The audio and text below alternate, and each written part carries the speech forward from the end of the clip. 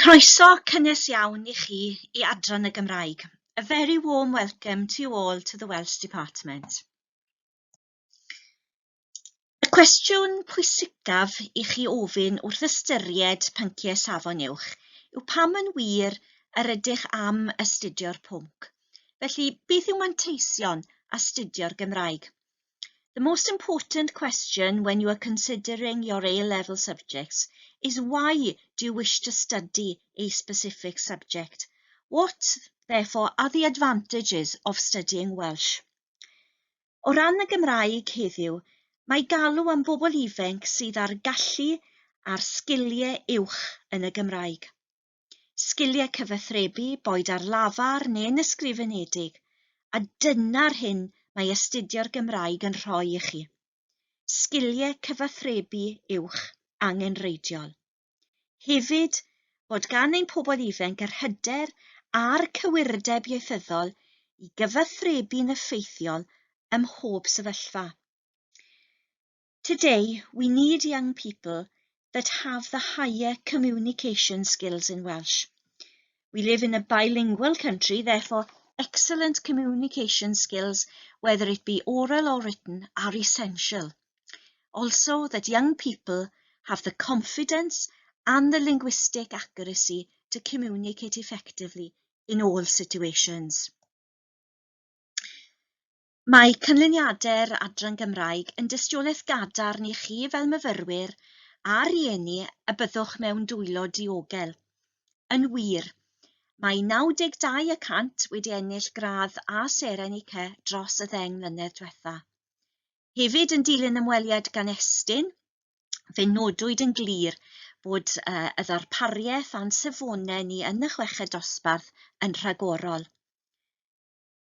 Over the past 10 years, our A-level results have averaged grades A to star to C at 92%, which certainly proves that you as students will be in safe hands. And following a thematic inspection by Estyn in 2019, it was noted that the provision and the standards in the department were exceptional. Byddaf nawr yn canolbwyntio ar gwrs blwyddyn 12, sef y cwrs uwch gyfrannol. Fel ych chi'n gallu gweld, mae'n rhannu yn 2 uned. Uned 1 yn uned sydd yn cael ei hasesu ar lafar. I chi yn astudio y ddrama Siwan gan Saunders Lewis ac yna y ffilm gan Hedd Wyn.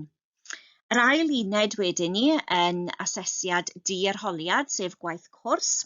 2 ddarn, un yn ddarn creadigol, a'r llall wedyn ni yn seiliedig ar waith ymchwil ac yna y cyfle I fynegu barn yn seiliedig ar yr hyn a ddarllenwyd.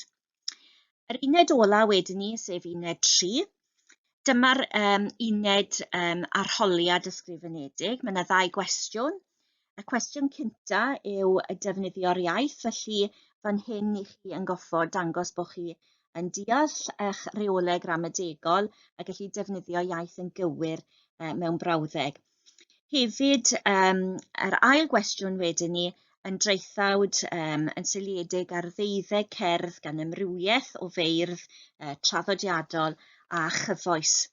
The Year 12 course is based on 3 units. The first unit is an oral assessment where students will have studied the play Siwan and a film, Hedd Wyn. The second unit is assessment based on coursework, 2 pieces of coursework, 1 creative and 1 an opinion piece. And then the third unit is the written exam, 2 questions. The first question based on the use of language, which proves your understanding of grammar and the ability to write accurately. And then the second question is an essay based on poems that have been studied during the course of the year. Dyna chi gwrs blwyddyn 13, os oes na gwestiwn yna cysylltwch. If there is a question on year 13, please don't hesitate to email me any questions. Fel I chi gallu gweld mae'r Gymraeg yn datblygu sgiliau uwch. The Welsh A-level course develops a vast number of skills. Obviously oral reading and writing, but analysis of literature, linguistic accuracy, and being able to express an opinion on various issues. Mae'r adran yn cynnig llu o gyfleoedd allgyrsiol yn un annog chi i fanteisio ar y cyfleoedd sydd yn dod i chi. Cystadlu mewn eisteddfodau lleol, yr Urdd, Eisteddfod Prifysgol Rhydychen, lle mae 2 wedi ennill yn 2018 ac 19, cystadlaethau barddas, unwaith eto rai wedi cipio'r tlysau, cystadlaethau siarad cyhoeddus, y Rotary, y tîm, yr ysgol wedi ennill eleni.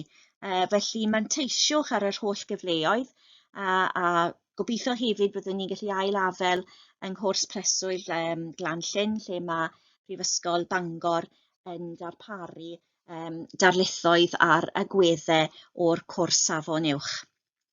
We offer a vast amount of extracurricular activities for our sixth form pupils. So we encourage all pupils to take part and take advantage of these various opportunities. Competing in literary competitions. For example, the Dafydd of Gwilym Eisteddfod, organised by Oxford University. 2 of our pupils have won the crown in 2018 and 19.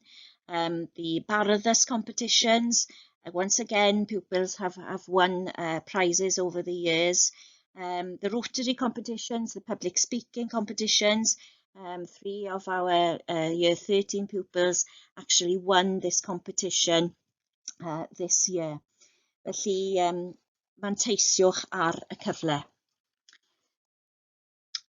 Dyma slaid felly sy'n dangos wir felly beth mae ein cyn-ddisgyblion sydd wedi astudio'r Gymraeg yn gwneud nawr, ac yn felly'n brawf bod y Gymraeg wedi agor drysau ar ei cyfer. Hyd yn oed felly, a maen nhw wedi mynd mlaen i astudio pynciau gwyddonol, eto i gyd mae'r Gymraeg wedi rhoi sylfaen gadarn iddyn nhw a wedi agor y drws ar gyfer gyrfa. It's important to note that some of our former pupils here, that Welsh really has opened the door to them to go on to study a varied subjects at degree level. As you can see, law, pharmacy, medicine, and has given them a firm foundation in order to further their studies.